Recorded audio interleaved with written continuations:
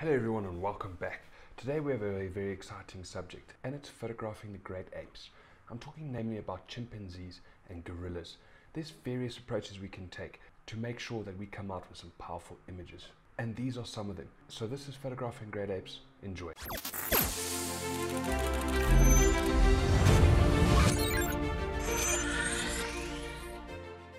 The first thing we're going to talk about, and this is one of my favorite approaches to photographing great apes, is shooting the hands and feet. Hands and feet tell a story. With people, it can tell powerful stories of our lives. It could be covered in jewelry or fancy nail polish or scars and calluses from hard labor. They're incredibly powerful tools of telling a story and evoking emotion. And the same is with apes.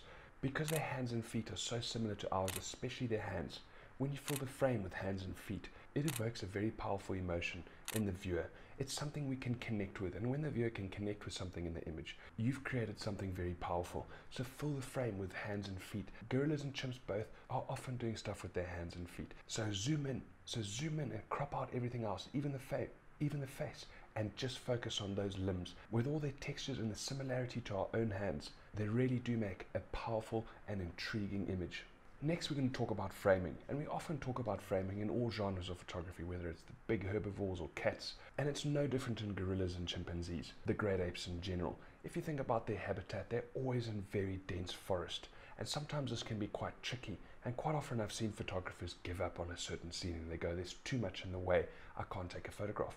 But it's not often the case. Usually there's a beautiful frame hidden in there. So look through the foliage and find a gap and make all that foliage film your subject, because right there is lying a very beautiful image, something big, something powerful that directs the viewer directly onto your gorilla or your chimpanzee. It might not even be looking through a gap, and it might just be using the forest around the great ape, not necessarily looking through a gap, but using that forest to frame the animal, whether it's through contrast or the frame itself. Use the forest to your advantage to create a frame, and you will create a very beautiful image. And while we're on the subject of framing, we must remember that the jungle's there to work with us. Quite often the animals are obscured. Damn motorbikes. Quite often the animals are obscured by foliage and sticks and trees, but in that foliage lies gaps, perfect, beautiful gaps to frame the subject. So where you can, use the jungle to your advantage. Get on your knees, find a gap, and all of a sudden your gorilla or chimpanzee is framed by beautiful foliage and your viewer is drawn directly onto your subject. It's one of the most effective ways of shooting gorillas. So where possible, use the environment around the gorilla to frame your subject. Another thing, and I know we've spoken about this in other genres, is look for essential behavior. This is behavior that defines the great apes, and usually they're quite similar amongst the great apes, whether it's chimpanzees or gorillas. It's behavioral traits that are very much gorilla and chimpanzee related. And this can be the way the youngsters play. It's such beautiful moments, and baby gorillas are always playing and always wrestling, so capture those moments. It could be the relationship between a mother gorilla and its baby. This is quintessential of gorillas, and they're very, very close, and the mother is always caressing and cuddling the youngster. So look for those moments if you're lucky enough to see a mother and baby, and fill the frame with that moment. It could be grooming. Grooming is very important to all apes, and if you see chimpanzees or gorillas grooming, that's essential behavior. So capture that moment, as it tells the story of the relationship between great apes. Portraiture is a beautiful approach to the great ape family, because great apes are so similar to us, and in terms of humans, that was the birthplace of portraiture. So we can apply those very same techniques that we have on humans to the great apes, using the shoulders or using the head or the entire body, but apply the same principles to portraiture, the same principles of composition that we've used before. If the eyes are looking forward, to the sides or downwards, keep the eyes on the top third line. And if the eyes are looking upwards, remember that is pushing energy into the top of the frame. So drop the eyes, however much is needed to give a little bit of space for the eyes to look into. And once again with portraiture, I always say it, be wary of f2.8 or wide open apertures. Now in the jungle, it's often very dark and you don't have a choice.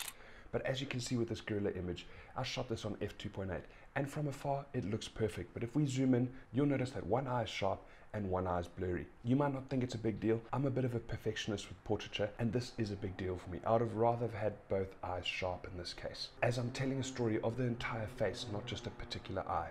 So where you can, if possible, use the correct apertures for portraiture, f5.6, 6.3. And like with humans, facial expressions never last long. So be ready for the most important facial expressions Now don't fire your camera away, mindlessly clicking, click, click, click, click, click, click, click, and hoping that you'll get the best expression possible.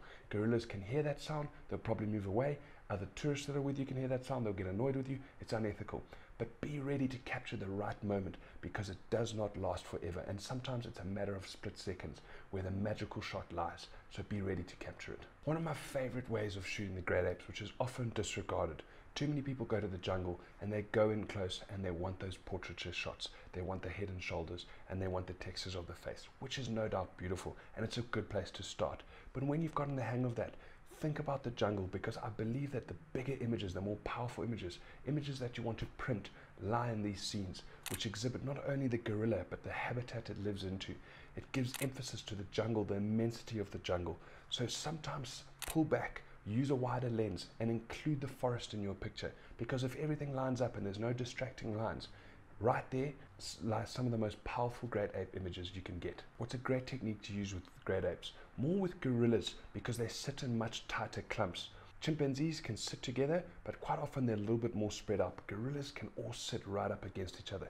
It's fill the frame with gorilla. And what I mean by this is, if you can clean the background up from bright green and sunny blotches where the sun's peeking through the canopy, and just have the dark fur of gorillas and a face of another framed by that darkness, essentially you're creating negative space, so there's nothing distracting in it, and all of it is gorilla, so the message is very clear. So where you can, fill the frame. Another thing we must consider when we're shooting the great apes is light and shadow.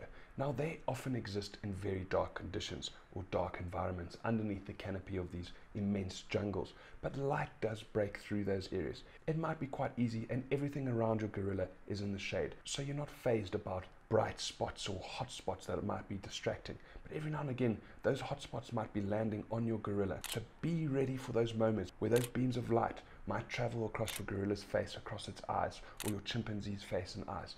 And in those moments, you get these beautiful high dynamic range images where just the eyes are illuminated by light and everything else is dark. And you can imagine the power of an image like this. You feel so connected, so confronted, so engaged with that gorilla.